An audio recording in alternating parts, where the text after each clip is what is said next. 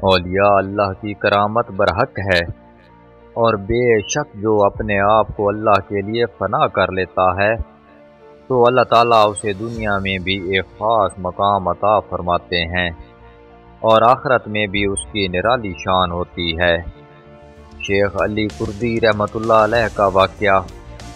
حضرت شیخ صفی الدین فرماتے ہیں، اپنے رسالہ میں نے جن بزرگوں کو دیکھا ان میں ایک شیخ علی کردی رحمۃ اللہ علیہ ہیں۔ آپ میں عشق کی شویرگی ظاہر تھی اور اہل دمشق پر مالکانہ تحکم فرماتے تھے۔ چنانچہ جب میں 13 سال کی عمر میں دمشق پہنچا تو میں بڑے احتشام میں تھا۔ میرے ساتھ غلاموں کی ایک فوج بھی تھی، عمدہ لباس بھی تھا، عزیز و اقارب بھی تھے۔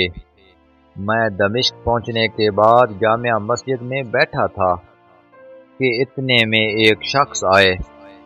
ان کا سر بڑا تھا اور بدن پر ایک پھٹی ہوئی کملی تھی، اور جامع مسجد کا سین قطع کر کے باب جیرون سے مقصورہ امام غزالی رحمۃ اللہ علیہ کے پاس جہاں میں کھڑا تھا آئے، اور اپنے ہاتھ جن میں سیب بھرے ہوئے تھے میری طرف بڑھا کر فرمایا، اسے لے لو۔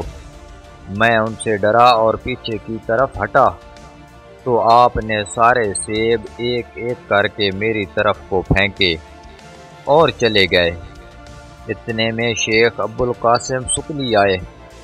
وہ بڑے معتبر آدمی تھے۔ ان کے ہمراہ شیخ نجم الدین میرے والد کے ماموں تھے جو دمشق میں مدرس تھے۔ ان سے ہم نے یہ واقعہ بیان کیا۔ انہوں نے سن کر بہت تعجب کیا اور فرمایا، اے لڑکے خوش ہو جاؤ، تمہاری کوئی حالت ہونے والی ہے۔ یہ شخص کتب شام ہے، اس کا نام علی کردی رحمۃ اللہ علیہ ہے۔ تمہاری ضیافت کرنے کے لیے یہ سیب لائے تھے، ورنہ یہ کس کی قسمت ہے جو اس کی ضیافت کرے۔ پھر میں اٹھا اور ان کے پاس باب جرون میں جا کر سلام کیا اور ان کے ہاتھ چومے۔ مجھے دیکھ کر خوش ہوئے اور مسکرائے۔ میں نے ان سے حضرت شیخ عتیق کی نسبت دریافت کیا۔ فرمایا وہ اپنے وقت کے امام فن ہیں۔ شیخ مذکور کی کرامتوں میں سے ایک کرامت یہ بھی ہے کہ آپ نے ایک دن امرائے دمشق میں سے ایک شخص بدر الدین سے یہ فرمایا کہ اپنے گھر میں سماع کی محفل منعقد کرو اور فقراء کو کھانا کھلاؤ۔ اس نے کہا، بہت اچھا۔ چنانچہ اس نے اولاد فقراء کے واسطے جو جامع دمشق میں یا اور کہیں رہتے تھے کھانا پکوایا۔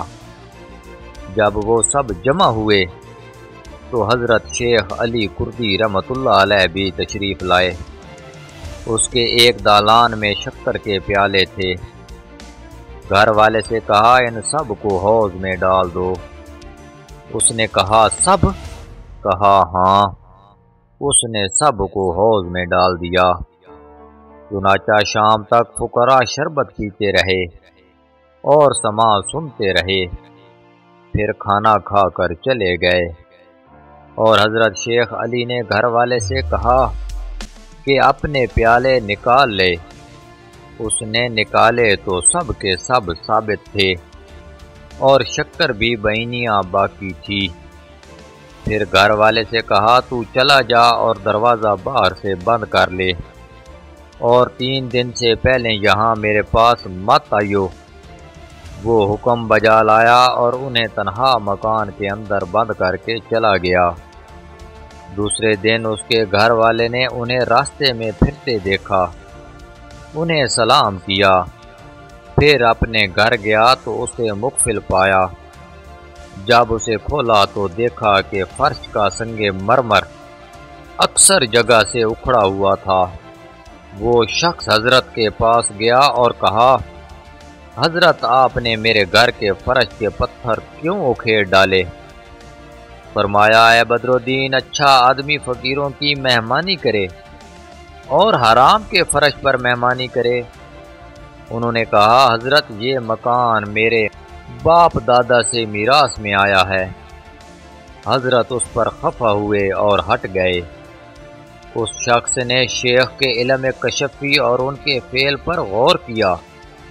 اس وقت اسے یاد آیا کہ ایک بار فرش کا سنگ مرمر اکھاڑا گیا تھا اور درست کیا گیا تھا۔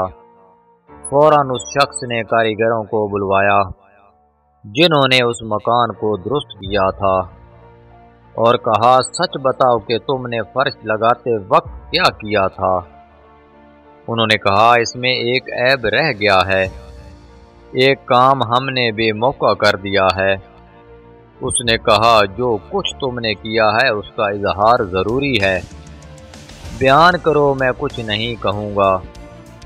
انہوں نے کہا کہ آپ کا سنگ مرمر تو ہم لوگوں نے بیچ دیا اور جامع مسجد کا سنگ مرمر اس میں لگایا۔ معلوم ہوا کہ اولیاء اللہ کی کرامت برحق ہے، اور بے شک جو اپنے آپ کو اللہ کے لیے فنا کر لیتا ہے تو اللہ تعالیٰ اسے دنیا میں بھی ایک خاص مقام عطا فرماتے ہیں اور آخرت میں بھی اس کی نرالی شان ہوتی ہے۔ اللہ تعالیٰ ہمیں بھی اپنی محبت نصیب فرمائے، آمین یا رب العالمین۔ پیارے ناظرین کرام، اگر آپ کو ویڈیو پسند آئی ہو تو ویڈیو کو لائک کر دیں، چینل کو سبسکرائب کر دیں اور بیل آئیکن کے بٹن کو دبا دیں تاکہ فیوچر میں ہر نئی آنے والی ویڈیو کی اطلاع آپ کو بر وقت مل سکے۔ جزاک اللہ۔